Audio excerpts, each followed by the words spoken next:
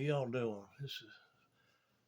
This here is The Prophet, an audiobook by Pheonix Rising, Chapter 3, Part 3. As usual, we got pulled away. It happens a lot. But it's kind of like me going off on a tangent. There's not much you can do about it except for bear through it. And hopefully it's enough of interest that you're going to keep on listening. Now, we left off with enlightened ones and the chosen and stuff like this here. Well, see, back in your day of 2025, there's a lot of talk about that. I mean, there was a lot of things that were coming up. That's why we talked about a rose by any other name being so important, because different people had different ways of expressing those things. But a lot of people were looking for spiritual enlightenment of some kind or another. And we got to be thankful for the things that cause that. Now we're going to divert a little bit from what I was talking about in this here chapter, but that's all right. We're going to get back on technology in a little bit here. We'll finish some of that stuff up too. One of the most important things is, though, we were in a time, in your time, it's a time of great catalyst, great change. There's some damn fool ridiculousness going on that's shocking people, and well, that's what it's intended to do. It's intended to try to get people angry, because angry people don't think straight. Anyone that's ever studied any martial arts or anything along them there lines, excuse me, this I think about one of these things in my hands. For some reason, it just gives me comfort. But we think better when we're focusing on things. And if you're angry, it's very difficult to focus. And that's what martial arts used to teach, and all these different disciplines, was how to control your emotions. See, there's not much in this old world that you can change or control except for your own damn self. So it becomes ever more important to learn how to control your own self. And when you can think straight. You can see the bigger picture. However, those that were trying to manipulate things, then there were people that were trying to manipulate for their own personal gain.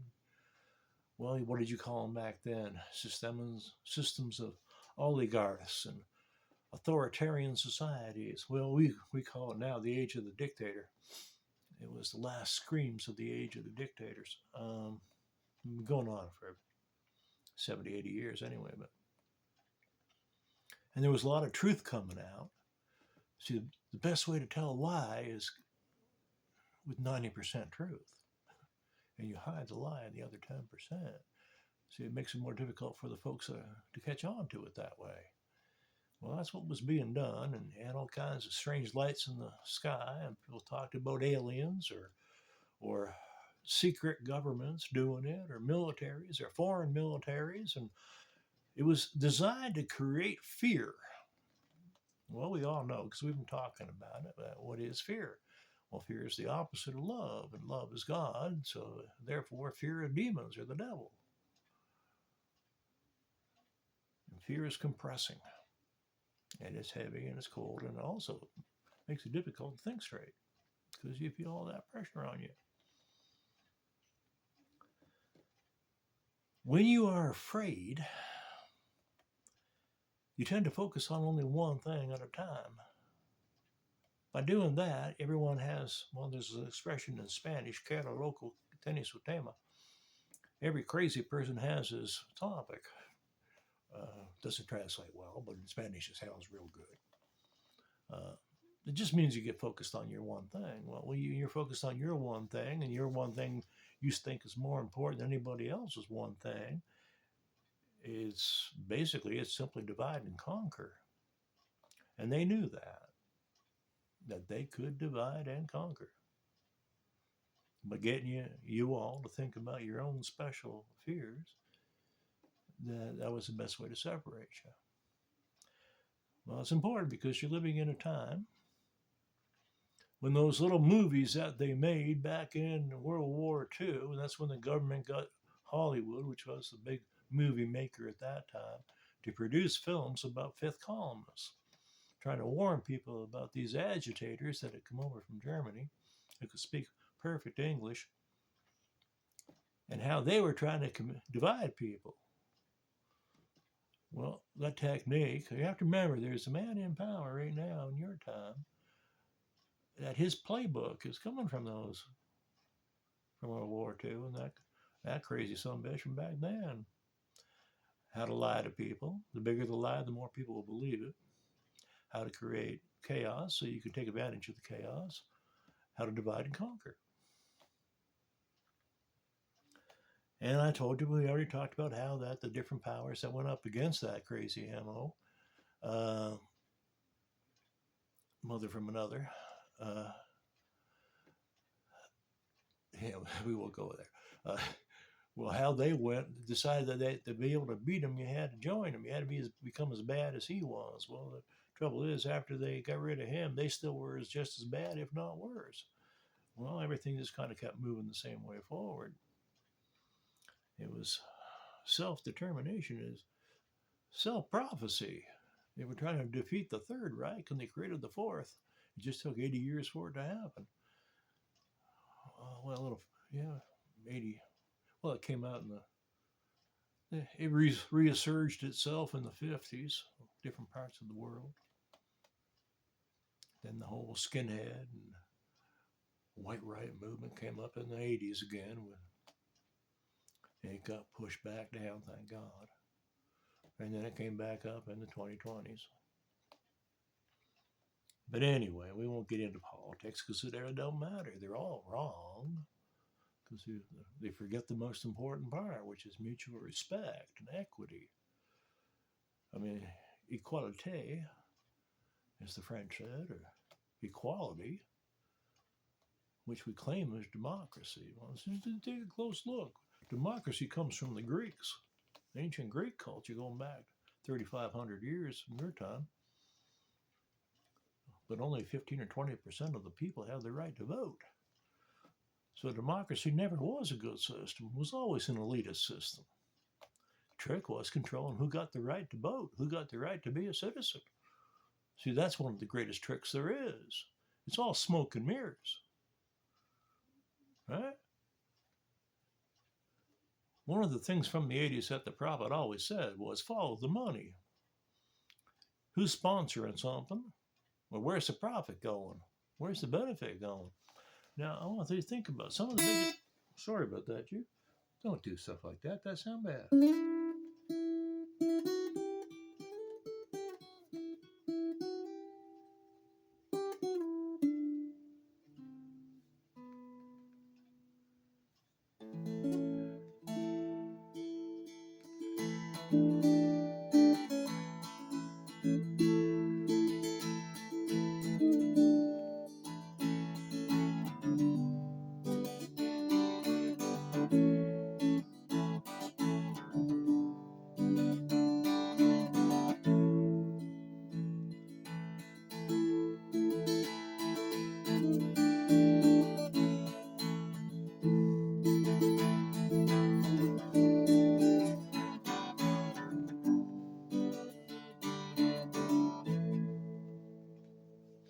Sorry.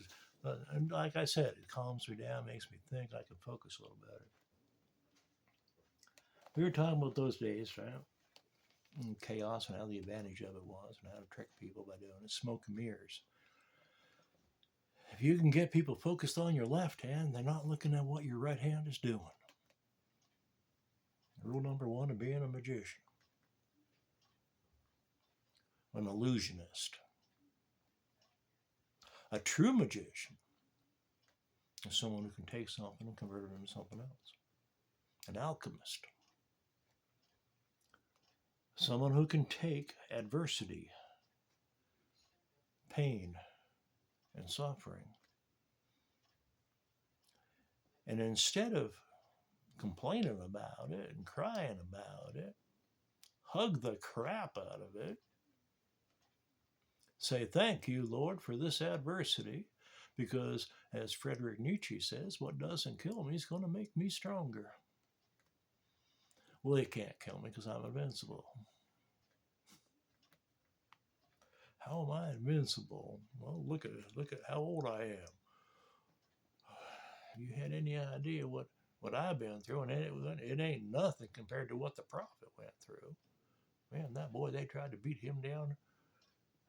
I heard some of the stories, and I could see the pictures in his eyes.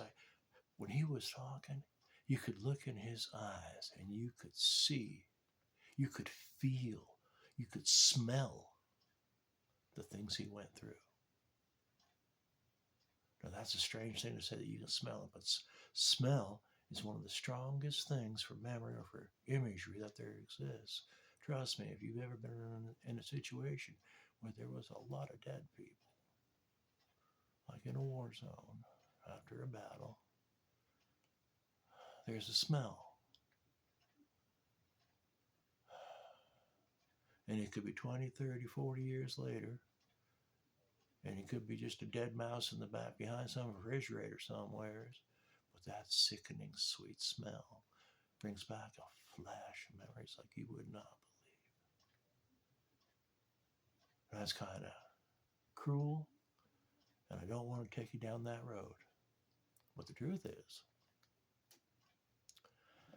all of those memories, all those hard times, the things that caused you sleepless nights and tears and things you thought you'd never get through, but you did, because you too are invincible.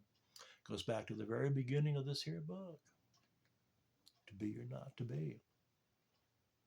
When you decide you want to exist, you want to be. And if you are, there you is. Why do we have a universe? Because God said, let it be. Now, again, we can use the rose by any other name. Whatever your version of God is, the creator, the universe, Mother, Father, God, Source, the Great Spirit, all of them make perfect sense to me because, well, there's been enough people in my past incarnations from every one of those sectors. I mean, the prophet was one of my favorite things that the prophet told me was we were sitting around one night just playing music, having a good time, and he says, I asked him how many languages he spoke, and he said, I'm not sure. I suppose it all depends on how you count languages and if you understand them or not. Well, how you count languages, that made sense to me because there are lots of dialects or different ways of counting that they call a dialect or a language, right? But in his case, he meant the other second part of that was whether you understand them or not. Was, well, what do you mean? If you don't understand it, how can you speak it? He goes, I was visited by a great spirit by the name of Red Eagle. Well, for those of you who don't know your indigenous North American history, Red Eagle was a great shaman back in, I don't know how originally it was. I know there were stories of him in the late 1800s about him finding people along lost in the middle of nowhere and helping them get to somewhere safe and then disappear. A man by the name of Jim Morrison of the Doors used to say he was his spirit guide. Well, the prophet said that he came in, when he visited him, he went right inside his body and we started talking. He goes, he would even sing sometimes in some indigenous language that the prophet wasn't really sure what exactly he was saying. He goes, I could get the feeling of it, I get the gist of it, understand it from that. It's like feeling the body language, I guess, because he was literally inside his body, but he wasn't 100% sure until he met some other indigenous folks that understood the language and helped him translate some of the stuff. He said that was pretty much what he figured he was saying, so he let it go at that, and he was happy with it. He just said, thank you.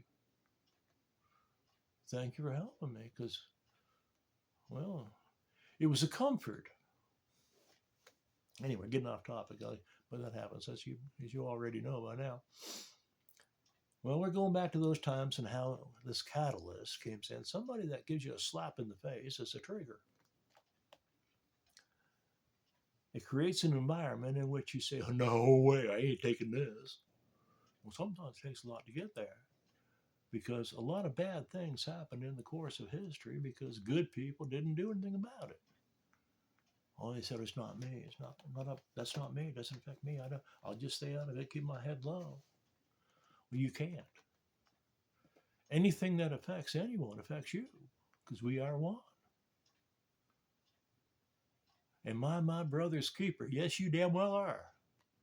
And if you see your brother getting kicked on the ground, beat down and kicked while he is down or she is down, then you stand up and you do something about it. I'm sorry. If you don't, then you're just as responsible as the person doing the kicking because you're allowing it to happen. Now, responsibility is one of the things I want to talk about today, too, before I get on to the rest of that stuff about technology. Responsibility in this case is a little bit different. Prophet told me a story when he was teaching in China. He said he had two little boys. He was doing a summer school one time, and he said these two little boys that were caught fighting. And the principal of that their little school told the prophet to take care of it because he knew the prophet had been a principal in other schools and stuff and had more experience. So the prophet takes these two kids into an office, sits down, and he says, okay, well, you tell me your stories. I want to hear what happened. Well, there were two little boys, like I said. One was a smart little cuss.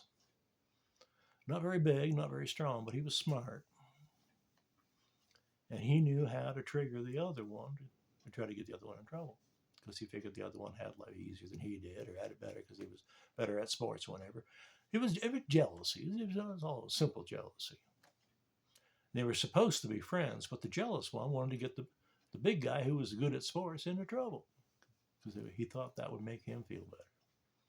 And he was in a culture at that time where a lot of people considered that kind of intelligence, that kind of mental capacity to be able to set up a situation and get someone else to overreact was considered intelligent. Some people would even praise him for it, I suppose. Anyway, the prophet had him sit down. The two kids told their story. He said, well, he says, imagine that instead of fighting, you had killed somebody. And the kids, their eyes got as big as Volkswagens. Couldn't believe it. Sorry, Volkswagen Bug. It used to be a little round car. Their eyes got big. Okay. Anyway, he said, imagine you had killed somebody. What would the law say about it? He said, you, talking to the bigger one of the two, he said, you'd probably get away with manslaughter, possibly second-degree murder, because yours was an act of reaction, of emotion in the moment. There was no forethought. Then he looked at the other fella and he says, you, son, you would get murder one. But he did the hitting. I didn't do anything. Well, no, that's not quite true. See, you planned it all out. That's premeditated. You thought it all out, cause and effect reactions, how you could trick someone else into doing something for you. You're the mastermind. That's premeditated. That's murder one.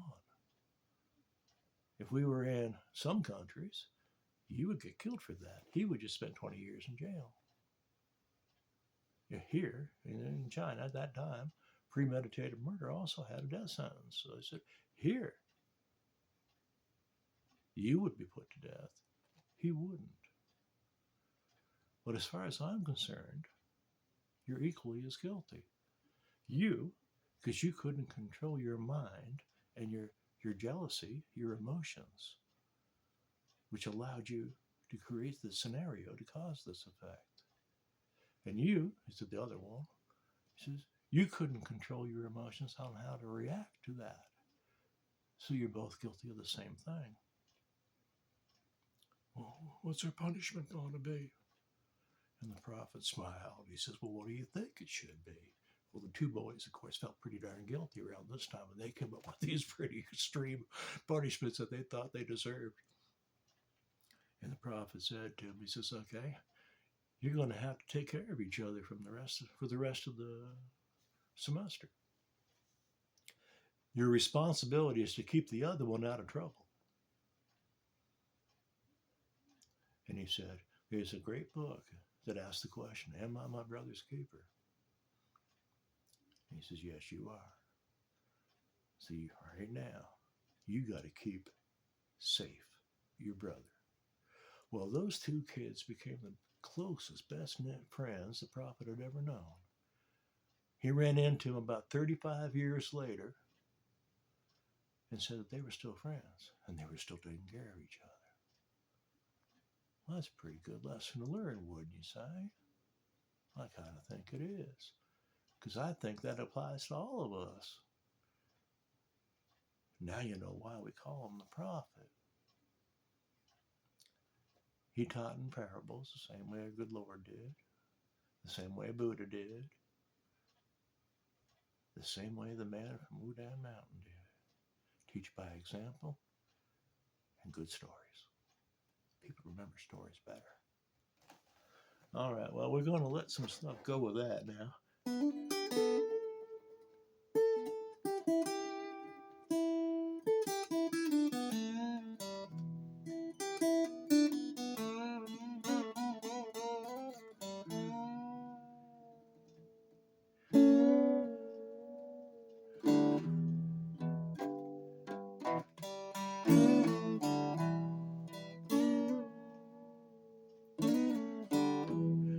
Lord, tell me something I ain't never heard.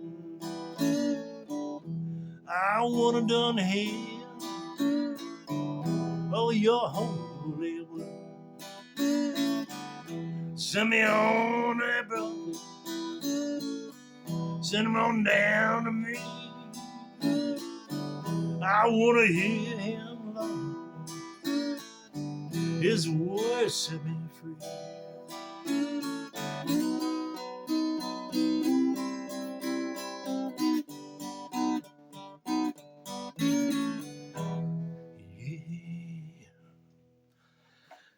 Well, that's it with that. I told you we'd do a little bit more on that technology stuff. Well, we told you about that ultra high definition lights and things and how it showed emotions and how it all forced on frequency and expansion and contraction. Well, once you figured out that, you got a head start on a whole lot of things. You see, expansion and contraction represent every manufacturing technique ever known to mankind. You know, you heat up a metal to expand it, and you hit it with a hammer to contract it, and you turn iron into steel. You do it in the right sequence, and you can create any metal into any composition you want, any shape you want. The same thing. You can build anything you want. Well, when you learn how to do it with sound and frequency at a nano level or subatomic, subquark level, the ability of that construction can do anything from changing cellular inside a human body, plant life.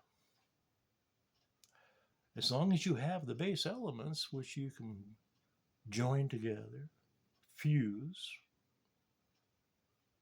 like fusion, or separate means cut apart, like fission. And I don't mean the kind with a rod and a reel. If you understand that those two concepts exist, then you can control all that with a symphony of sound and frequency by writing the right piece of music for it. You can literally make anything you want from all the raw materials, elements of the planet. Food, clothing, whatever. You can play music or chant in a circle and create what the community needs. Now, this became very important because remember we talked about the time that you're all living in. One of the biggest fears that people had was military, because there were wars still. Well, wars are fought with machines. They used to fight with just people and swords, and that limited the number of people who died because, man, you just get too damn tired, I suppose, holding up that sword. But machines can do a really efficient job of killing people. And that's what they were counting on.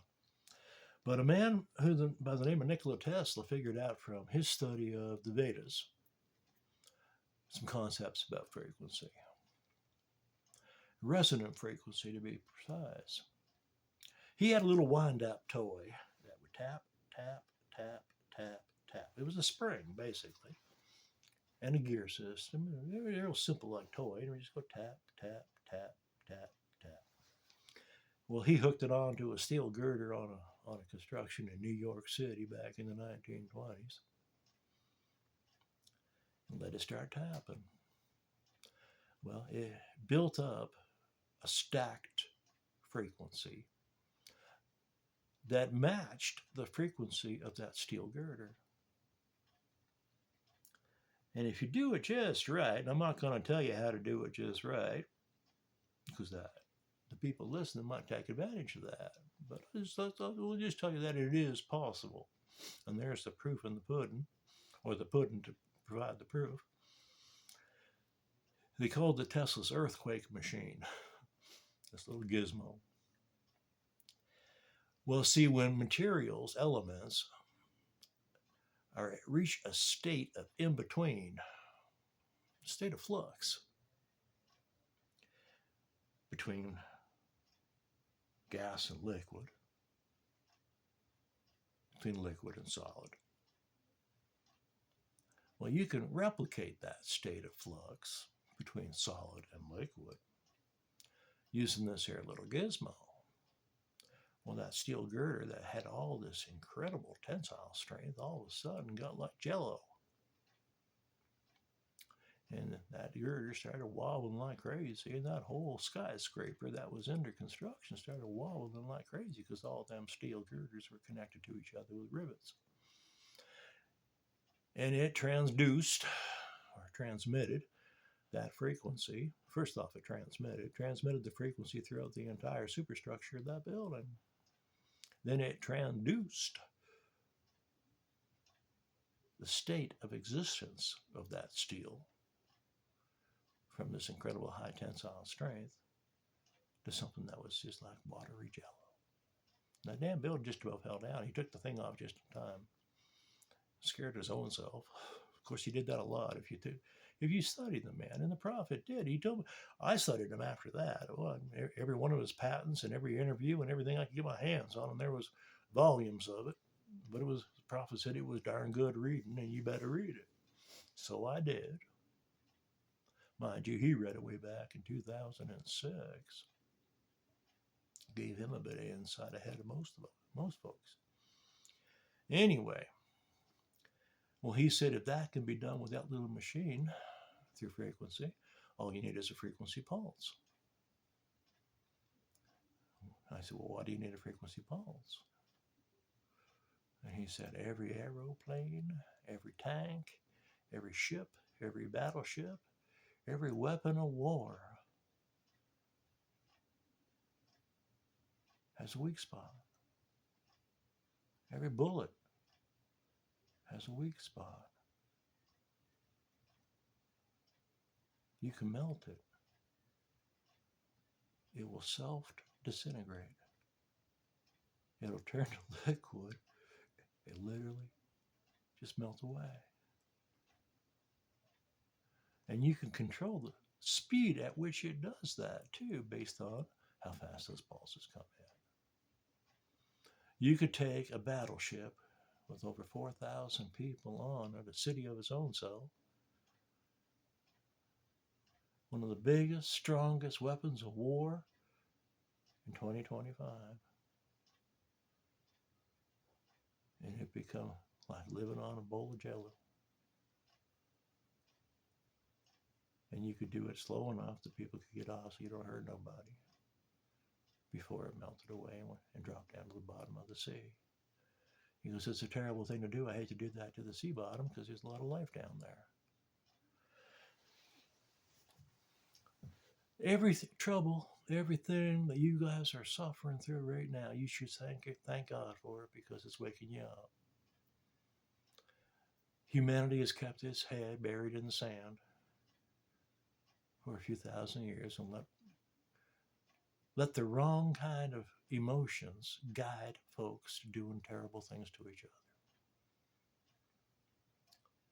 The truth is, Mother Earth is is a world of abundance. There's everything we need. Every answer to every possible question is here. 90% of our problems we create for ourselves because we decided we didn't want to live in Eden no more because somebody got greedy. Well, Eden's still here, even for the PFAS forever chemicals, microplastics that are in your food chain and in every organ in your body nowadays. And it's the reason why a lot of men can't rise to the occasion, if you catch my drift. It's the reason why a lot of people are obese when they don't really eat that much. These things change your metabolism, change your body chemistry. Well, there are ways to filter it out. I mean, if you want to take a look, I'd say in 2023, 2024, there was a series. Prophet told me about this when he showed it to me. There were a series of milk farmers in Maine that they were finding these forever chemicals in their milk when they were being health authorities were checking them out, and they were finding this, and so they were taken off the market and said, no, you can't give that to folks. It'll make them sick. Well, they did their analysis and their research, and they found the cows were full of these microplastics and these PFAS. They gave them a little bit, and I mean very little bit, of the world's greatest filter, which is graphene. Well, think about it. Every living thing on the planet is carbon-based. What is carbon in its most natural form, or its base form? It's graphene. And by giving a minor amount of this, I mean, up until graphene was discovered, or everyone thought activated carbon. Well, graphene is a form of activated carbon, I guess. I mean, actually in its purest form. So it's even much better of a filter to filter water. I mean, in extreme conditions. But by feeding a little bit to the cows, and when I say a little bit, I mean they would throw in like a half a teaspoon into the cow's diet.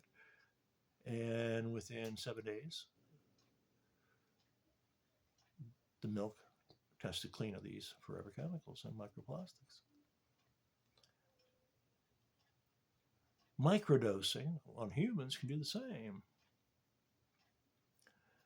Now, there was another funny thing that happened in your day. What was it? Oh, it was one of these there social media apps that you all use. You know, you love that stuff. You spend more time on a screen than you do talking to real folk. Anyway, one of them came out of China. The clock. What did they call it? The clock. Tick-tock, that was it. The clock. Anyway, the United States of America, that was the country in your time, right? It doesn't exist no more. Actually, neither does China exist anymore. In my time, in our time here, they don't exist. We are one, and there are no great leaders. Because we don't need them. We got everything we need. We can produce anything we want. So nobody's hungry. Everyone has a place to sleep. Most folks just do what they like doing. Well, everyone pretty much does what they like doing. I mean, if you like gardening, that's what you do, right? And gardening has reached a point now where you can produce foods. People garden for fun because it's healthy. It's relaxing. It's good for your soul. We have machines that can produce all that stuff, but it's not as much fun. Right? The same with clothes and artwork and practical things. People do it because they enjoy doing it. Right? Anywho, the technologies we have right now, including the ones I just told you about, And we have the technology how to terraform. And we terraform based on the frequencies of the planet and the desires of the planet by communicating with the planet. In my day, 2087, Mars and Venus and the moon all have people living on them. They're not 100% terraformed yet, but they're works in progress. And there are plans for some moons further out in our solar system as well that will make wonderful habitable places for people to live happily following our system. We also have, it's the age of year. One more thing I want you to understand, and this will help you not to worry so damn much. Between 2012 and 2030, in your timeline, right? I said my time, we used a combination of 3 calendars. You guys still use just the Gregorian. But in that timeline, your timeline, was the age where sensors became so developed with the use of AI and quantum AI that they met sensory perception. Well, that's what sensory perception is. I mean, humans have sensors. That's how we collect data. See, we are one. When I say we are one, I ain't kidding. Everything in the universe is one, including everything anyone can make. Because there are only so many elements in the universe. And we're just combinations, all that stuff. So we have DNA in common. But anywho, the meeting of sensors and sensory perception made it possible that you could actually focus in. One of the control systems y'all were trying to do at that time, the secret government or whatever the hell they want to call those folks that were trying to control the planet, they wanted to have everybody digitized, mark of the beast, so you could have one world government. Well, I mean, it made sense. Let's get rid of all these little petty squabbles between people out of some evil that's called nationalism. Okay? Nationalism is just an excuse to say that we're all different. Divide and conquer. Once we're all one and we're all taking care of our brother, you get rid of most of those things.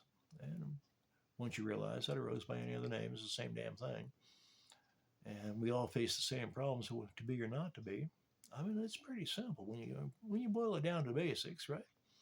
And anybody that's traveled around the world knows people are people are people are people. They're good people, and they're people that are struggling to learn their lessons that they got to learn, so they can be good people. But anywho, this sensory system that these folks that we're going to use it to control folks with use an AI, and I keep telling you that AI is smarter than most of those people. And given when they try to use it in a wrong way, it usually backfires on them. Well, in this case, it did too, because it could actually tell the vibrations of a human being. And based on the vibrations of that human being, they could read its aura, and they could tell what that person was vibrating at, if they were vibrating in the 2nd dimension, 3rd dimension, 4th dimension, 5th dimension, 6th dimension, etc. Well, that became a standard for getting in and getting out of places. If you've got built a city, a high tech, for your time, you call them high tech. We just call them friendly, user friendly nowadays, people friendly or planet friendly. But if you had a high tech city at that time where you could literally tell what each person was vibrating at as they tried to get into the city. Well, if the city was a 5D city, you could put up a restriction on it that said, I'm sorry, unless you have a frequency in the 5th dimension, you simply can't get in. There's no way to break in because it's like a force field around it. Okay, the city is vibrating at a frequency that is non-compatible with lower frequencies. So the people that were at a lower frequency that tried to get in the city just got terrible sick. And on their own free will would go away because they didn't want to be there.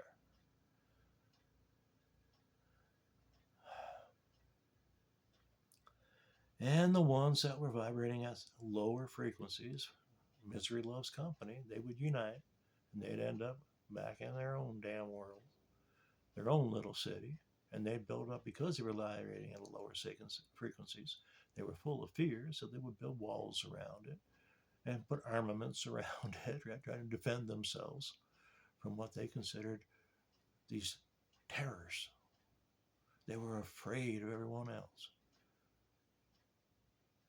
Why are they smiling? There's nothing to smile about. They must be crazy.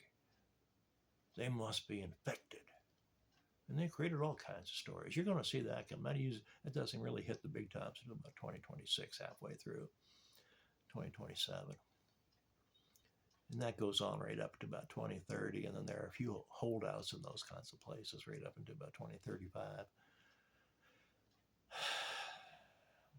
And they're trying to find a way to escape this planet that they consider to be dead because they don't vibrate with it no more. The rest of the planet's gone past them by.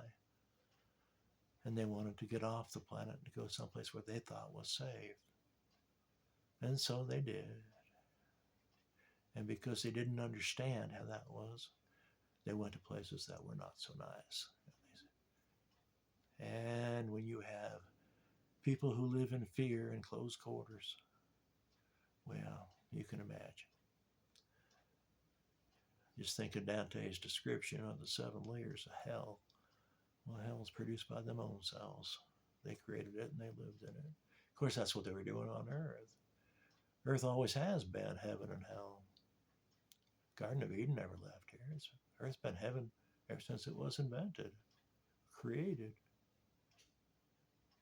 You just have to have the eyes and ears to see it and hear it, feel it. If you can feel the heaven, then you're living in it. And if you're afraid of everything around you, then you're pretty much living in your own personal hell. So we'll talk more and more about some specifics because I'm thinking, well, I mean, if you're anything like I was back in those days, you like really, really cool vehicles. I was a motorcycle guy. Well, yeah, what can I say? I've been driving motorcycles for better than 60 years now.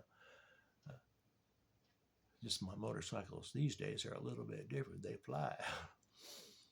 Well, they were coming out in 2025, the flying motorcycles, but they were using motors to get their lift and instead of anti-gravity.